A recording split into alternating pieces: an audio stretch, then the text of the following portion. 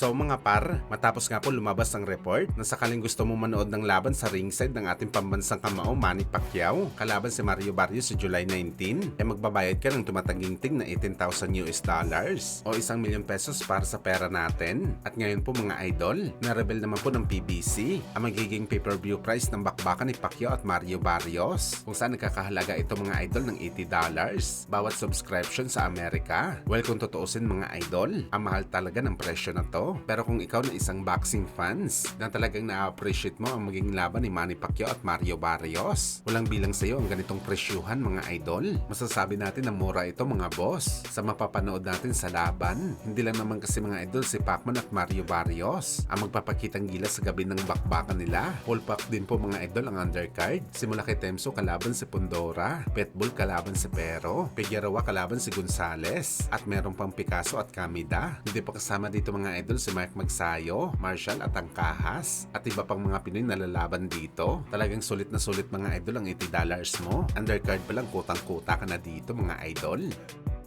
Samantala speaking kay Pacman mga boss, sa training routine nga po ni Manny Pacquiao, may isang buwan para sa kanyang laban kontra kay Mario Barrios. Kung saan mga idol sa video po ni Marvin Mabait TV, makikita talaga natin mga idol na tinuturuan talaga ni Pacman ang dalawang pambato natin na si Mark Magsayo at Yumer Marshall kung paano patigasin ang mga kamao nila. Talagang pinahirapan ni Pacman mga idol ang mga pambato natin sa personal training nito mismo kung paano patigasin ang kamao. Halos lumabas mga idol si Magsayo at Marshall sa balat nila sa sobrang hirap na pinapagawa ni Boss Manny. Napapatawan na lang dito sa gilid si Jerwin Angkahas mga idol. Bagamat mahirap man ang pinapagawa ni Pacman, magandang experience naman nito para kay Magsayo at Marshall dahil may natutunan talaga sila ng importanteng bagay galing mismo sa nag-iisang 8th Division Champion.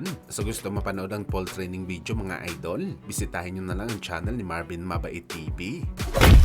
Samantala matapos nga po hinikayat ni Boss Turkey Alalshik ang mga boxer na merong abilidad para mag-inquire kung gusto ba nila mapalaban sa undercard ni Canelo at Crawford sa September 13, kung saan mga idol, bukod pa pala dito, nagbabala naman si Boss Turkey sa mga fighter na mahilig tumakbo at boring ang galawan sa bakbakan na hindi na daw siya kukuha sa ganitong estilo ng mga boxer. Gusto daw nito mga idol, makasama ang mga fighter na willing talaga makapagbigyan ng magandang laban sa mga boxing fans, at dalawang boxer lang mga idol ang tiyanta natin na pinaparinggan talaga dito ni Boss Turkey. Walang iba kundi si Shakur Stevenson at Devin Haney. Sila lang naman kasi ang grabe tumakbo sa ring. Anime ginawa nila marathon ng boxing sports. At napakasakit ito sa part ni Devin Haney mga idol dahil sa kanyang ginawa sa laban nito kay Ramirez na tumakbo ito sa buong laban. Bukod sa hindi na ito makatanggap ng malaking salapi sa Saudi promoter, malabo na rin ito mga idol na makalaban sa iba pang promoter dahil bad for business po mga idol ang ginawa ni Devin Haney sa kanyang huling laban. Imbes kasi mapalakas ng mga promoter mga idol ang imahen nila sa mga boxing fans, talagang sisirain lamang ito ni Devin Haney dahil sa galawan nito ng takbuhan.